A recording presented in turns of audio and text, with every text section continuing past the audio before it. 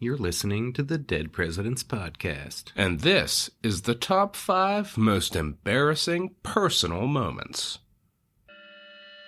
5, we're about to take a dive. 4, in the presidential lore. 3, who will fuck like me? 2, we're about to tell you. 1, let's go without a gun.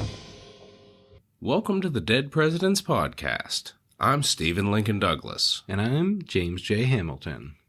We got another top 5 for you, and we're kind of visiting a little bit of a triumvirate here. It's always fun to point out embarrassing moments of people in high places. Yeah. Last week, we examined some embarrassing presidential brothers. Well, sometimes you could fuck up yourself. Yeah. And that is potentially even more embarrassing. So this week, we have the top 5 most embarrassing personal presidential moments. Yeah, these are moments that really have nothing to do with politics or political issues. Yeah. It's Some just personal sometimes shit happens. Yeah. And yeah. Things not going the president's way. It could result in a bad look. Mm-hmm. So that's what we're diving into on our top 5 countdown this episode. Yep. Speaking of diving in, We got the top 5 most embarrassing personal presidential moment. number 5. John Quincy Adams almost drowns. Yet swimming was a preferred form of exercise for President John Quincy Adams. Back at that time, bathing suits, not really a thing. A lot of people, including JQA, swam in their birthday suit. And there's an apocryphal story that the journalist Anne Royal couldn't get an interview with President Adams, so she went out to the Potomac River early in the morning where he would go out to skinny dip, and she sat on his clothes and wouldn't budge until he gave her an interview. That was supposedly the first time a female journalist interviewed the president. Unfortunately, that never really happened. Yeah, there's an interview on, not necessarily an interview, but a video on YouTube of a White House tour with Harry Truman. And he talks about that episode. And he says that it was a woman seeking office and makes the joke that, well, whatever it was she sought, she got it. Yeah. But these kind of stories... Whether that would have been embarrassing for JQA, I guess depends on what he's packing down there. Could have been... I reckon so. Not embarrassing, or very much so. Well, getting out of the river is probably cold. The cold, icy You're in the Potomac, water. yeah. As George Costanza. That's exactly what I was thinking. It's probably significant shrinkage. Yeah. But even though that never really happened, JQA did have a very real embarrassing moment in the Potomac.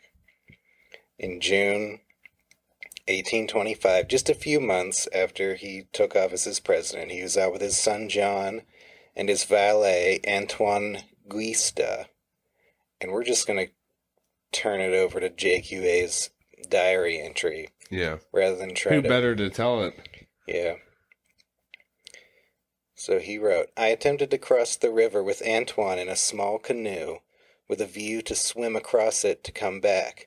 He took a boat in which we had crossed it last summer without accident. The boat was at the shore near Van Ness's poplars, but in crossing the Tiber Creek to the point, my son John, who was with us, thought the boat dangerous, and instead of going with us, went and undressed at the rock to swim and meet us midway of the river as we should be returning. I thought the boat was safe enough, or rather persisted in carelessly going without paying due attention to its condition. Gave my watch to my son, made a bundle of my coat and waistcoat to take in the boat with me, put off my shoes, and was paddled by Antoine, who had stripped himself entirely naked. Before we had got halfway across the river, the boat had leaked itself half full, and then we found there was nothing on board to scoop up the water and throw it over. Just at that critical moment, a fresh breeze from the northwest blew down the river as from the nose of a bellows. In 5 minutes' time it had made a little tempest and set the boat dancing till the river came in at the sides. I jumped overboard, and Antoine did the same, and lost hold of the boat, which filled with water and drifted away. We were as near as possible to the middle of the river, and swam to the opposite shore. Antoine, who was naked, reached it with little difficulty. I had much more, and while struggling for life and gasping for breath, had ample leisure to reflect upon my own discretion. My principal difficulty was in the loose sleeves of my shirt, which filled with water and hung like two 56-pound weights upon my arms. I had also my hat, which I soon gave, however, to Antoine. After reaching the shore, I took off my shirt and pantaloons, wrung them out, and gave them to Antoine to go look out for our clothes, or for a person to send to the house for others, and for the carriage to come and fetch me. So now John Quincy Adams is naked by himself on the side of the river. What a wild waiting for help to arrive. turn of events here. He continues, soon after Antoine had gone, my son John joined me, having swum wholly across the river, expecting to meet us returning with the boat. Antoine crossed the bridge, sent a man to my house for the carriage, made some search for the drifted boat and bundles, and found his own hat with his shirt and braces in it and one of my shoes. He also brought over the bridge my son's clothes with my watch and umbrella, which I had left with him. While Antoine was gone, John and I were wading and swimming up and down on the other shore, or sitting naked, basking on the bank at the margin of the river. A real good father and son activity there. Yeah. John walked over the bridge home. The carriage came and took me and Antoine home half-dressed. I lost an old summer coat, white waistcoat, 2 napkins, 2 white handkerchiefs, and 1 shoe. Antoine lost his watch, jacket, waistcoat, pantaloons, and shoes. The boat was also lost. By the mercy of God, our lives were spared, and no injury befell our persons. We reached home about 9:15, having been out nearly 5 hours. I had been about 3 hours in the water, but suffered no inconvenience from it. The incident gave me a humiliating lesson and solemn warning not to trifle with danger. The reasons upon which I justify to myself my daily swimming in the river did not apply to this adventure. It is neither necessary for my health nor even for pleasure that I should swim across the river, and having once swum across it, I could not even want it as an experiment of practicability. Among my motives for swimming, that of showing what I can do must be discarded as spurious, and I must strictly confine myself to the purposes of health, exercise, and salutary labor. Wow. So he almost died. Yeah. 3 months into his presidency. What an incredible story. Mm-hmm. And before he made it home, a rumor spread that President John Quincy Adams had drowned.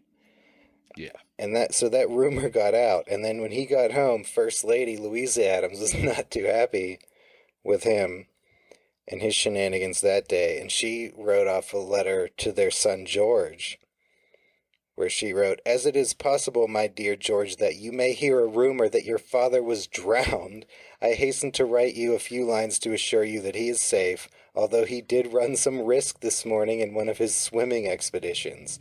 The affair is altogether ridiculous, as it turned out, but might have been fatal to your mother's future peace." Yeah, she's none too pleased. No. Well, So, that is... John Quincy Adams, naked and almost dead on the side of a river. Yeah, cold, naked, afraid. A harrowing position to be rumored to be drowned. in. Yeah. He learned And the that lesson situation's day. probably about as uncomfortable as the situation of the top 5 personal embarrassing presidential moments. Number 4. Gerald Ford falls down the stairs of Air Force One. Gerald Ford, All-American football star at Michigan, turned down offers to play in the NFL, achieving the highest honor of being named number 1 in the list of the top 5 most athletic presidents on the Dead Presidents podcast. Pretty nice statistics. Yeah. Despite this pedigree, a December 1975 incident saddled Ford with a reputation for being somewhat clumsy. Mm-hmm. On a diplomatic trip to Austria, Ford disembarked from Air Force One and was descending the staircase alongside First Lady Betty Ford. They were holding an umbrella together, and apparently the stairs were wet. With a few steps to go, Ford slipped and fell on his ass. He got up immediately and shook the hand of an awaiting Austrian dignitary, but TV crews had caught the incident on camera, and the damage was done. Ford was roasted for the incident, including on the brand new television show Saturday Night Live, where Chevy Chase portrayed Ford as a stumbling, pratfalling fool. Ford didn't help his cause when he tripped going up the stairs of Air Force One on another occasion. A running joke was that Vice President Nelson Rockefeller was just one banana peel away from the presidency. Ford wrote in his autobiography, quote, "The news coverage was harmful, but even more damaging was the fact that Johnny Carson and Chevy Chase used my missteps for their jokes. Their antics, and I'll admit I laughed at them myself, helped create the public perception of me as a stumbler, and that wasn't funny." Yeah, Gerald Ford didn't really deserve that. No. It was just easy fare for making fun of. Yeah, he was pretty athletic, but then got the reputation of being clumsy, not even able to stand up. Yeah. I Yeah, mean, I it's think there was a difference between somebody that has a pretty solid reputation and then makes a misstep and gets lambasted for it, and something altogether different when it's somebody that kind of already has a peppered reputation and something happens that results in embarrassment. And that's going to bring us to the top 5 embarrassing personal presidential moment. Number 3. George W. Bush chokes on a pretzel. January 2002. We lived through this drama, James. Yep. I mean, we remember exactly where we were at the moment this story broke. Oh, yeah. George W. Bush was munching on pretzels while watching an NFL playoff game in the living quarters of the White House. He was alone. First Lady Laura Bush was on the phone in another room. No Secret Service around. The president does get to be alone in the living quarters. Have some privacy. While he's watching the game, a pretzel got caught in Bush's throat, and all of a sudden he was on the floor. His heart rate had dropped, causing him to faint. He blacked out for a few seconds. When he came to, his dogs were staring at him. Bush said, quote, "I hit the deck and woke up, and there were Barney and Spot showing a lot of concern." He added, "My mother always said when you're eating pretzels, chew before you swallow." Oh, some sage observational wisdom from Barbara Bush. Yeah. Just some self-evident advice. Yeah, I guess to he chew wasn't. your food before you swallow it. He wasn't following it on this occasion. Yeah. He fell. He hit his face, suffered some ugly abrasions on his cheek, nose, and lip. Had to go around looking like that. He got lampooned on SNL and on the late I mean, night if you thought shows. Ford was like run through the ringer, George W. Bush like no other. Yeah. Jay Leno had said, all this time we're worried about Osama bin Laden. It turns out he was almost done in by Mr. Salty. Even the White House press secretary getting in on the humor, Ari Fleischer, when he refused to disclose what brand of pretzels had been the culprit, he said, "You're not going to get us to cough it up." There were some conspiracy theorists who suggested that the pretzel story was a cover-up, and what really happened was that Bush had fallen off the sobriety wagon and was hitting the bottle again. And I think perhaps there should be a conspiracy theory that Laura Bush was hitting the bottle and battering her husband, because that's kind of what he looked like. He looks like somebody that punched him in the face. But just imagine the conspiracy theories if he had died.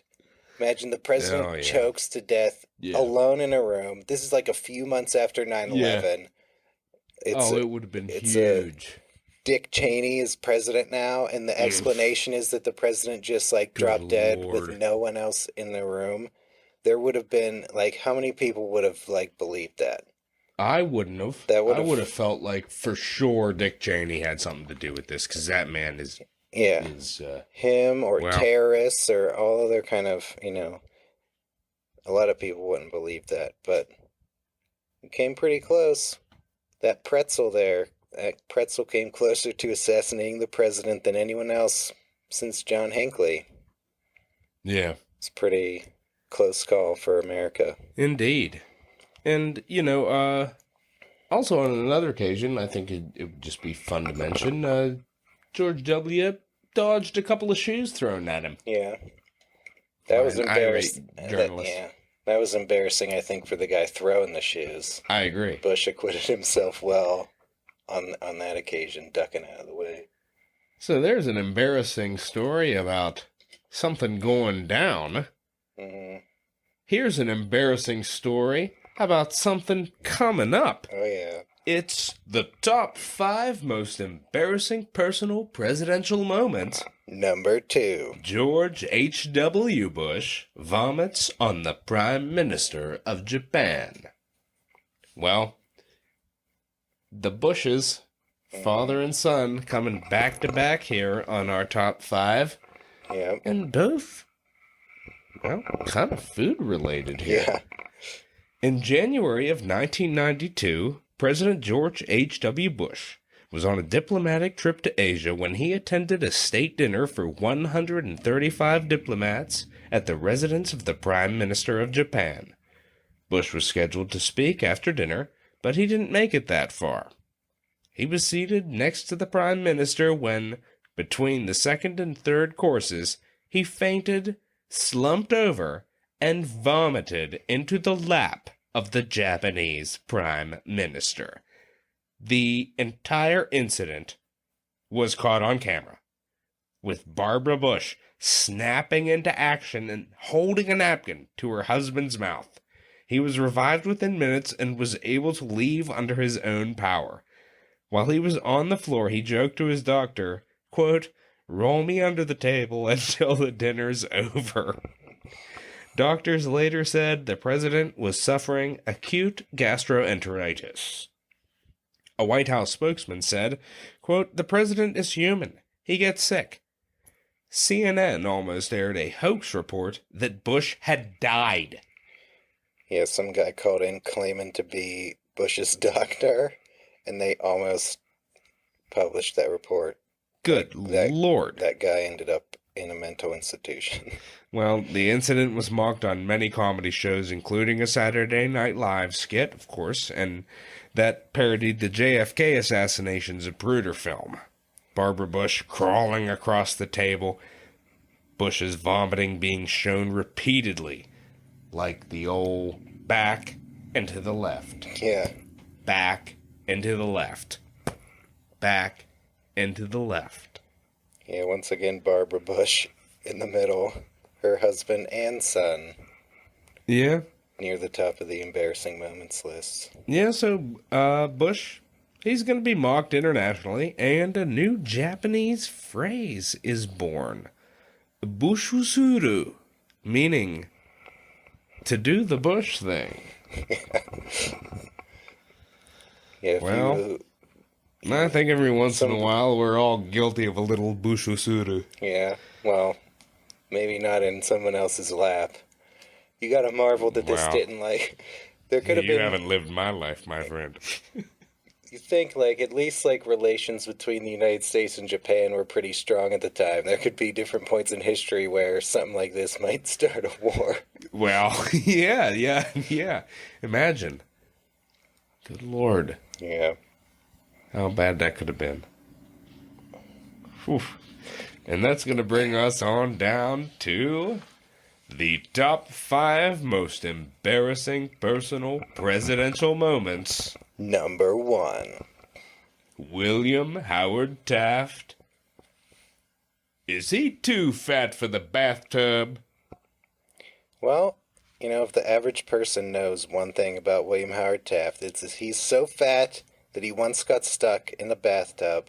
Some versions of the tale say he had to be lathered up with butter and needed as many as 6 men to pull him out. That's right. As a kid, I remember hearing this story, and I remember my my great-grandmother, whom I knew. She was born in 1910. That's when Taft was president, and we would talk about Taft. And that story came up, and she was a salty character, and she spun a good yarn, and she'd tell it in a pretty colorful manner. But it was just, that's something that not dissimilar to the John Quincy Adams journalist story. Yeah. Just keeps getting passed down. It pops up in documentaries. It pops up in books. Mm-hmm. And Yeah. A story there's always a different never telling. never substantiated by historians, not, Right. you know, no real evidence that it ever happened, Yeah. but it's, you know, it's as good as gospel, and it's become synonymous with Taft That's right. in the popular imagination. What's indisputable is that Taft was the fattest president of all time, He was. tipping the Absolutely. scales at 354 pounds. It wasn't until after his death that that story surfaced, originating in the memoir of Ike Hoover, a longtime White House usher. That's interesting. He wrote that Taft, quote, would stick in the bathtub and had to be helped out each time. And that's all the details he gave. He didn't, I don't think, claim to be a witness to it, and the tale just, like, took on a life of its own Yeah. from there. Culminating recently in a popular children's book called President Taft is Stuck in the Bath. Go to our social media to see, like, some illustrations Yeah. from that, as well as some other videos of our embarrassing moments we've talked about. Well, they talk about that in the fantastic miniseries Backstairs at the White House. Yeah, I think the people that was based on, were they, one of them who wasn't, They were servants at the White Yeah. House. They were the first people Yeah. of color to work on the presidential floor of the White House. yeah. The I think- mother and her daughter. I think that maybe it's the daughter who wasn't there when Taft was president repeated that story. That's correct. The daughter, in her story, she first met William Howard Taft when that bathtub was delivered, Mm-hmm. but before it was installed. And she was a little girl. She climbed in it. Mm-hmm. And the next thing she knew, there's somebody standing over her asking, "Little girl, are you one of the White House ghosts I've heard tell about?" And she looks up, and it's the president. Yeah. And it's a really good scene done in this miniseries, Backstairs of the White House. So Yeah. it's just one of those stories that just keeps getting passed down. There's the photo of the fellows that installed it. Yeah, well, that's the thing is that, you know, why Taft couldn't have got stuck in the bathtub is because he had the special supersized bathtub installed that nobody could have got stuck in. Right. He- Well, I think the thing was he had got stuck, so he had that supersized one installed. Yeah. Well, yeah, there's no, evidence of him getting stuck, but he did have these supersized bathtubs, Yeah. not only in the White House, but on his yacht, in a summer house, and on a ship that had carried him to inspect the Panama Canal. I think it was that last one that there's the picture of. It's like 7 feet long, 3.5 feet wide, weighed literally a ton. It was specially made, and there's a photograph of 4 men sitting inside of it. Yeah. And then there's Who is the man? His girth surpasses any man. Taft. That's right. And I'm talking about Taft.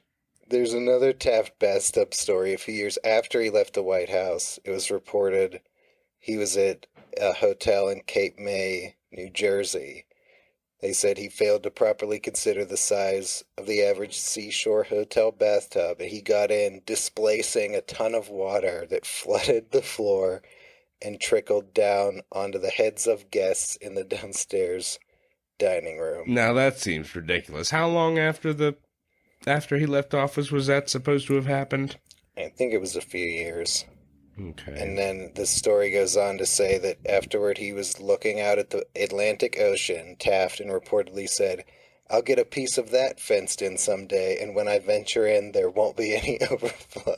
Wow. I mean, if that's true, I mean... That's funny. a story that was reported at the time. Yeah. And Taft, he made fun of his own weight. There was a famous telegram. Taft was the one who released this, because I guess he thought it was funny. This War Secretary, Elihu Root, upon being informed that Taft had gone horseback riding, he sent a telegraph inquiring, "How's the horse?" But, scholars have suggested that this penchant for making fun of Taft's weight has, somewhat turned him into a caricature and distracted from his actual accomplishments. In all honesty, based on my reading on Taft, I think that was him playing the sad clown. Yeah. To a certain extent, because he was a very sensitive person, and the stories about his weight and the pictures that the press put out of him on the golf course and stuff, that really hurt his feelings. And there were times that he actually was brought to tears over, the jeers that he got over his weight. Yeah, well, that's why he's number one. It's something about his character that he decided to try and, all right, well, I'll just make fun of myself a little bit. Yeah, I guess that's why we got him number one. There's a 2017 New York Times article on this subject. It acknowledges that, the famous bathtub story is false, but the article is titled, "William Howard Taft is still stuck in the tub." Yeah. It's kind of his reputation. That's right. It makes sense. Mm-hmm. Pretty embarrassing. Well, most embarrassing. Listeners, when you experience your most embarrassing personal moment, hopefully you'll be lucky enough to die so that you don't have to live with the shame. Until next time, this has been the Dead Presidents Podcast.